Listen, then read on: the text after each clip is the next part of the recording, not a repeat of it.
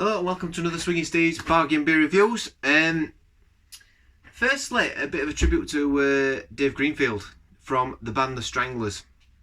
Possibly one of my possibly my favourite band, to be honest. No, they're not my favourite. If I'm honest with you, they're not my favourite. I don't actually know who my favourite is. But The Stranglers massively influenced on my musical taste. Massively influenced on the music I used to play in a band as well. Fantastic. And the sort of the machine or the gel that kept a lot of that together, or the creative aspect of it especially, is Dave Greenfield, who was the keyboard player, who almost gave Stranglers this prog element. It's certainly a more progressive element, that is for sure. So if anybody watching this video, you want to watch a band that will sort of maybe challenge your taste buds a little bit, especially if you like things that are very mainstream, listen to The Stranglers. They're a fantastic band, and I'm going chronological order from the first album to the last. They start off punk, but even the punk, what's their classed as their really punky stuff, even that is still quite proggy with lots of different influences. I think they were a pub band. They started off as like a pub band first, and they were quite famous, like doing gigs in on like the pub circuit. And then when punk rock came along, they sort of fit quite nicely into that. Fantastic band live, absolutely fantastic, just really good. And they had two main songwriters, and that always makes a difference. And even though Hugh Cornwell did most of the vocals and everything, and most of the writing, they still the two or three of them sung.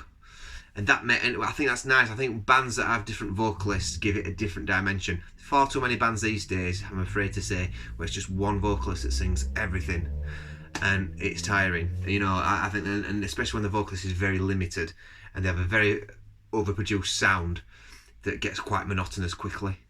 But that's my opinionated opinion of modern day music. But yeah, The Stranglers, fantastic band. Check them out. Really influential.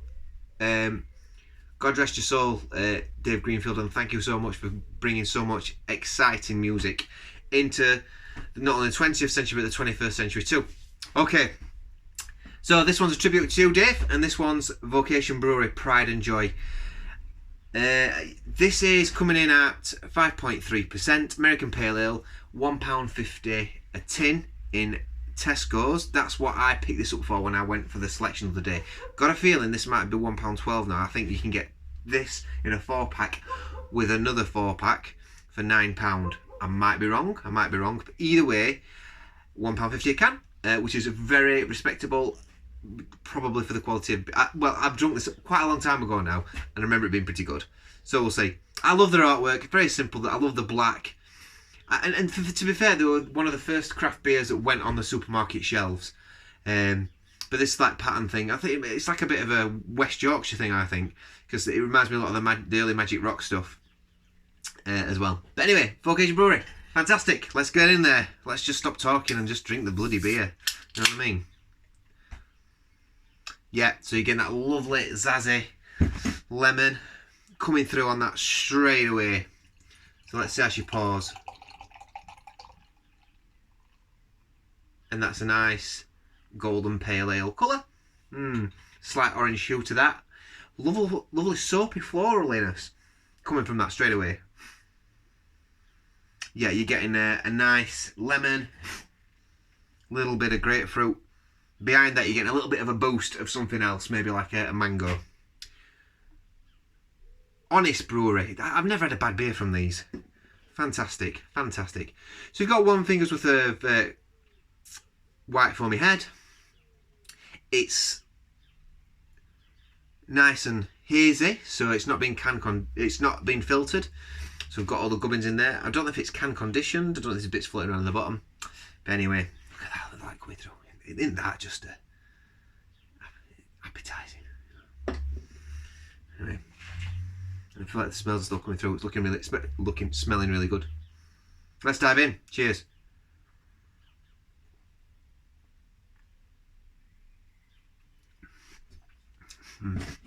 Oh yes, oh yes. Yeah. Very, very easy to drink. Very rounded beer. Get a little bit of a biscuit base to it.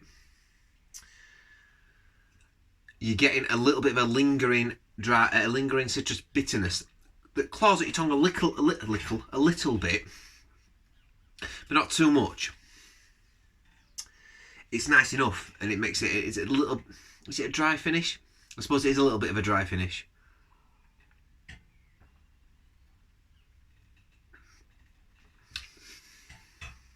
It's a little bit sweet. The punch bowl of fruits are in there. Nothing's really jumping out.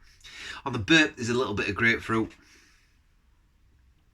It's all kind of in harmony together, which we'd expect from a pale ale. I mean, when you think about pale ale, really, it's not meant to be like really, really hoppy and full of like these like really fragrant sort of zazzy continental hops. They certainly complement it, but it doesn't need to be like that for a pale ale. Not for me anyway, not by traditional standards. But it says American pale ale, so actually, maybe I should have read it properly. Yeah, an American pale ale, so I guess so. And that's what it is. Yeah. Almost like a slight jamminess on this, actually. It's like marmaladiness.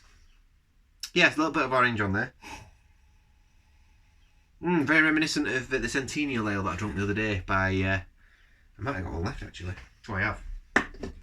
So this little badger, that is got almost like a bit of a roasted rye backbone to it. Might review the last one of that, actually. We'll see, maybe. By Founders, really good, another really good brewery. Really honest brewery. Similar sort of, like a jamminess to this. Like an oranginess on the smell as well. So yeah. Probably says something completely different on can. So let's read what it says on the can. Vocation. That's about Vocation Brewery. A classic American style pale ale. Our pride and joy is pale, crisp, very hoppy and aromatic. Robust hop flavours are laid in a balanced malty backbone. Initially soft on the palate, Pride and Joy builds to a generous but clean bitterness. Flavours and aromas of mango, citrus, earthy pine, tropical fruits, blueberry. Yeah, I can see blueberry in it actually. Our beer is naturally hazy because filtering kills the flavour. Too right. Never pasteurised, stock all. Colour pale, aroma citrus, taste crisp and hoppy. Yeah. Crisp. Yeah, I suppose it's quite crisp actually. Yeah, it is. Carbonation's spot on. Always. It goes without saying sometimes these beers. Carbonation's lovely. Absolutely lovely. It's actually getting better. The one we're gonna. Always a sign of a good beer. If it's getting better as you go down. Oh, it's lovely. Really nice. Cracking beer again, Vocation Brewery. Really like your stuff. £1.50 a can. If you're new to beer, you're watching my channel, this might be a little bit offensive to your taste buds. If you already drink beer, you want something a little bit more fruity and you want to get into the craft beers, this is a good starting point for sure. Really good starting point. You can have this really cold out of the fridge as well, and the hop character will still come through. I don't suggest you do that. Drink it at optimum temperature, which is like sort of cellar cool. But yeah, you can drink this really cold still if it's a hot day, and the hops will pierce through still. Not like when you drink a malty beer, you drink that really cold, that they all separate the flavours, and it's like it can be quite nasty. But look at that.